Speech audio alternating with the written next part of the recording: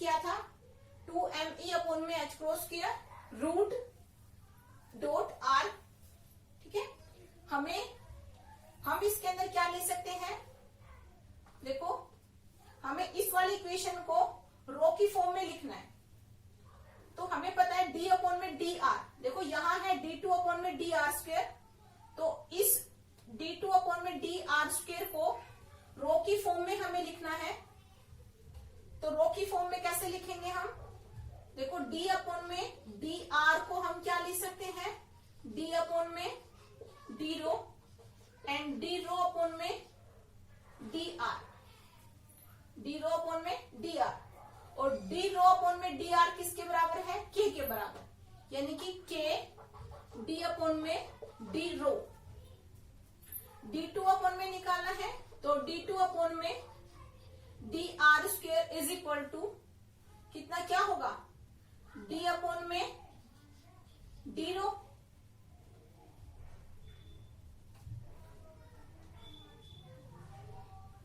d2 upon में D R square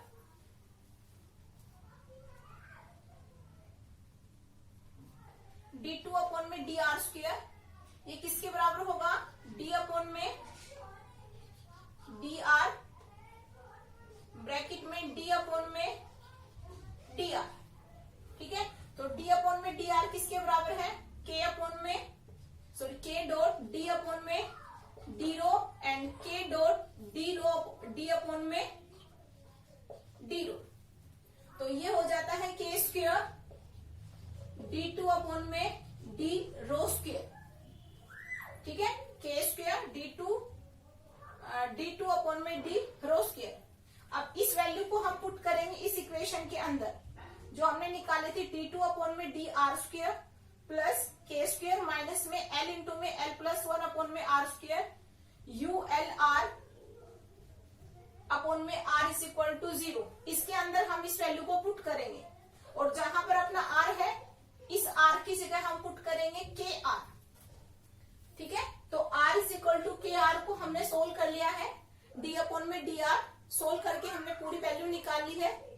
इसके अंदर हम अब इसको रखेंगे, तो जब हम इसको इसके अंदर वैल्यू रखेंगे तो क्या बनेगा अपना, देखो d2 अपॉन में डी आर स्क्वायर है तो इसकी जगह रखेंगे हम ये आ जाएगा k स्क्वायर d2 अपॉन में डी रो स्क्वायर, फिर प्लस में k square minus l into में l प्लस 1 अपॉन में r स्क्वायर। देखो रो इज इक्वल टू हमने पुट किया है k r और r इज इक्वल टू कितना हो जाएगा, रो स्क्वायर अपॉन में k r, रो स्क्वायर अपॉन में k r। ठीक है, रो स्क्वायर अपॉन में k r। ठीक है, और बाहर अपना फंक्शन कौन सा है, u l r अपॉन में r। ठीक है, तो r है, r खत्म हो जाएगा, इसमें उधर की तरफ भेजेंगे तो ये अपने पास में आ गया u l is equal to 0। देखो इसमें सभी में से एक फैक्टर और भी कॉमन है, क्या, k स्क्वायर।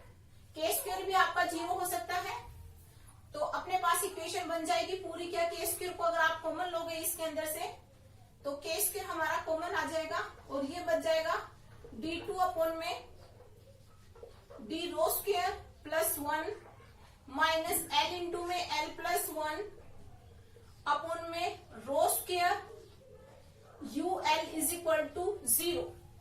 इस पूरी इक्वेशन के अंदर हमने k स्क्वायर को कॉमन लिया है।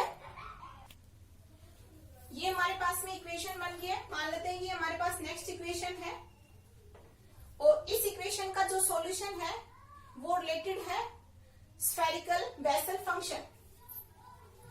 The solution of this equation is related to spherical Bessel function. The solution of this equation is related to spherical Bessel function। spherical Bessel function कौन कौन से हैं, एक तो है JL रो, एक है NL रो। ये दो हमारे पास में स्फेरिकल न्यूमेरिकल बेसल फंक्शन है JL रो और NL रो, ठीक है। Then UL rho is equal to होगा अपने पास में रो, अपने पास फंक्शन UL है तो UL इज इक्वल टू होगा अपने पास में rho JL rho and UL is equal to होगा रो NL रो, ठीक है। तो अलग अलग हम UL इज इक्वल टू लिख सकते हैं rho JL rho and UL is equal to rho NL rho. और इस ये अगर ये रो का फंक्शन है तो ये भी हमारा किसका है, रो का फंक्शन है, ठीक है। तो हमारे पास में जो इस इक्वेशन का जो सॉल्यूशन आएगा वो अलग अलग ना आके ये इन दोनों से मिलके बनेगा, ठीक है। तो जो जनरल सॉल्यूशन बनेगा अपने पास में वो इन दोनों बेसल फंक्शन से मिलकर बनेगा, ठीक है। तो जो जनरल सॉल्यूशन होगा इस इक्वेशन का वो हमारे पास में होगा, वो इन दोनों बेसल फंक्शन से मिलकर बनेगा। तो ये हमारे पास में आएगा UL rho is equal to AL rho JL rho फिर प्लस में BL रो NL रो। ये हमारे पास में है इस इक्वेशन नंबर 3 का जनरल सॉल्यूशन जो इन दोनों बेसल फंक्शन से मिलकर बना है, ठीक है। क्या है हमारे पास में UL rho is equal to AL rho JL rho plus में BL रो NL रो, ठीक है। हम अब इसमें बाउंड्री कंडीशन लगाएंगे। बाउंड्री कंडीशन के लिए क्या है कि यदि लिमिट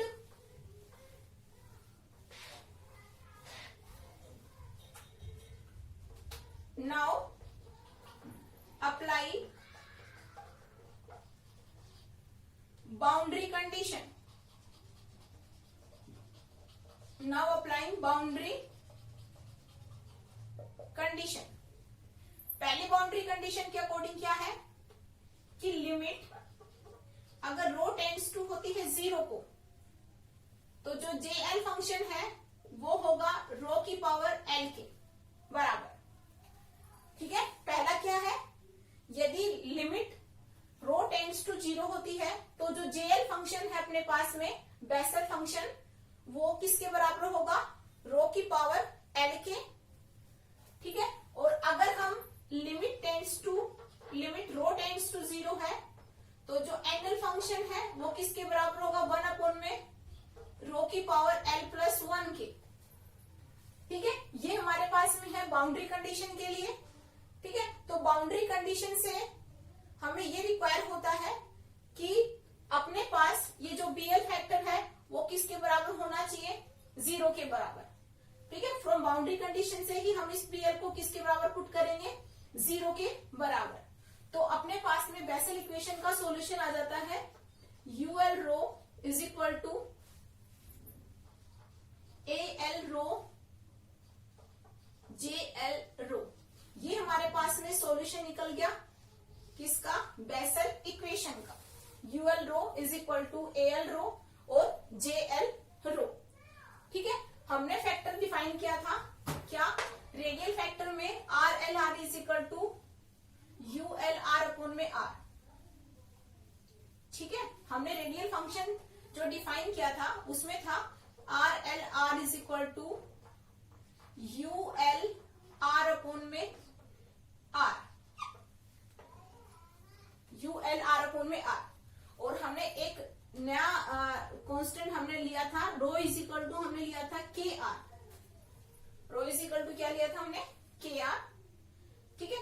तो यहां पर आप ULR की वैल्यू पुट कर दो। यहां पर पहले तो इसको रो की फॉर्म में बनाओ तो इसमें सब जगह क्या आ जाएगा, K। तो RL KR is equal to UL KR upon में KR, ठीक है। इसको KR की फॉर्म में बना दिया। अब आपके पास में है UL रो, ये KR किसके बराबर, रो के बराबर। इसकी वैल्यू अपने पास में कितनी है, ये वाली, ठीक है, तो हम इसकी वैल्यू को रखेंगे यहां पर। जब आप इसकी वैल्यू को यहां रखोगे तो ये बनेगा A L rho J L rho upon में के आर, ये है आर एल के आर। ठीक है, अब ये जो रो अपने पास है, इस रो की जगह आप रख दो के आर, तो K R A L J L rho upon में के आर, इससे ये कैंसिल आउट हो गया।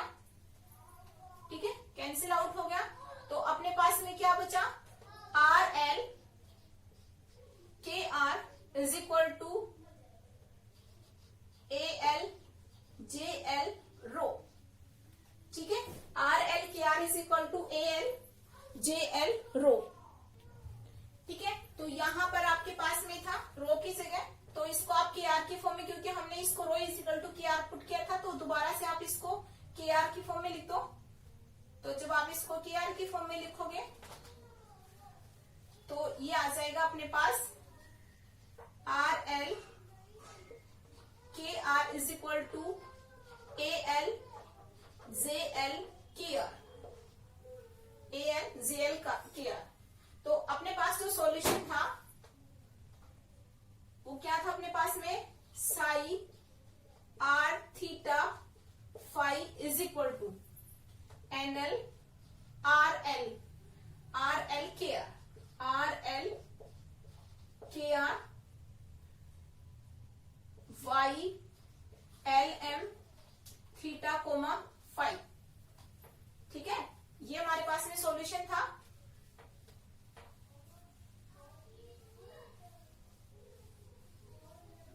हम आर एल के आर की जगह ये वैल्यू पुट कर देंगे, तो psi R theta phi is equal to, ये हो जाएगा N L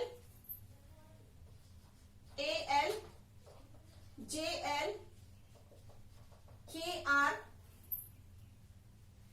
are Y L M theta comma phi. इसको आप पुट कर रहे हैं हम एन के ऊपर एक ऐसा निशान लगा दो, इस कांस्टेंट को हमने इसके बराबर कर रख दिया, और ये फंक्शन बन गया J L K R Y L M theta comma phi, Y R theta phi. ये हमारे पास में है कांस्टेंट है, और इसकी वैल्यू हम निकाल सकते हैं, ये नॉर्मलाइजेशन कांस्टेंट है, और इसको हम ऑर्थो नॉर्मलिटी कंडीशन से निकाल सकते हैं। ठीक है, तो ये हमारे पास में होता है नॉर्मलाइजेशन कांस्टेंट, और इसको हम ऑब्टेन कर सकते हैं ऑर्थो नॉर्मलिटी कंडीशन से। तो हम ऑर्थो नॉर्मलिटी कंडीशन अप्लाई करते हैं इसके ऊपर, और जे एल का जो फंक्शन है उसके ऊपर। तो integration Y star theta comma phi Y theta comma phi D omega is equal to 1, इसकी अगर हम लीजेंडर फंक्शन के ऊपर अप्लाई करते हैं तो ये ऑर्थो नॉर्मलिटी कंडीशन होगी, और जे एल फंक्शन वाले पे अप्लाई करते हैं तो J L bracket K dash R J L K R square D R is equal to pi square upon में 2k स्क्वेयर, और डेल के माइनस में के डैश। ठीक है, तो इसके थ्रू हम इस नॉर्मलाइजेशन कांस्टेंट की वैल्यू को निकाल सकते हैं। तो हमारे पास जो नॉर्मलाइजेशन कांस्टेंट आएगा एन एल के ऊपर ये सिंबल बार सा is equal to √2k square upon में पाई। ठीक है, तो इसकी जो वैल्यू है वो हम यहां रख देंगे। ठीक है, जब हम इसकी वैल्यू को यहां रखेंगे तो ये हमारे पास में सॉल्यूशन होगा यहां पर। इसकी वैल्यू कहां रखेंगे, हम यहां पर रखेंगे, तो ये हमारे पास में सॉल्यूशन हो जाएगा। ये हमारे पास में सॉल्यूशन निकलेगा किसका, इसका, यानी कि 2k स्क्वेयर अपॉन में पाई। ये हमारे पास में है solution of free particle solution in spherical coordinate. ठीक है, this is the solution of free particle